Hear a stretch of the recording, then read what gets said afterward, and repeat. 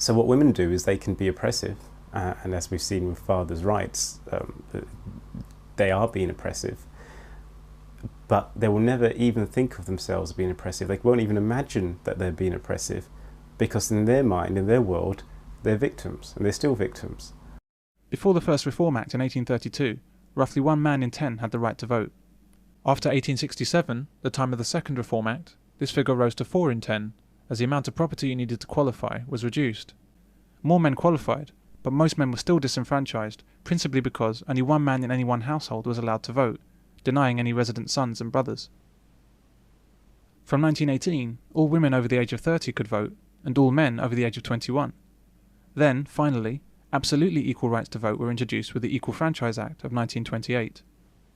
We can see from this that the right to vote in England up until 1918 was always about class and never about sex.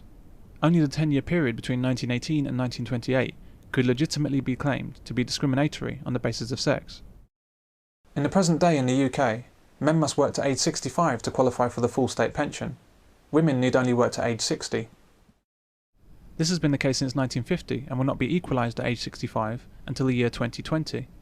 So this is some 70 years worth of discrimination against men, 7 times longer than the voting discrimination against women. This isn't discrimination against men that occurred nearly 100 years ago. This is happening right now. And women live for longer than men. So while women retire at 60 and die at 81, giving them 21 years of life after work, men retire at 65 and die at 76, giving them only 11 years of retirement. So whilst men are forced to work themselves near to death, women enjoy a long retirement.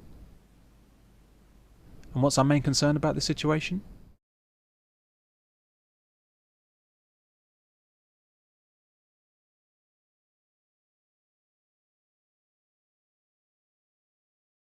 To this day, American men must register for the draft to be eligible to vote. Men must be prepared to fight and to defend their democratic right to vote with their lives if required.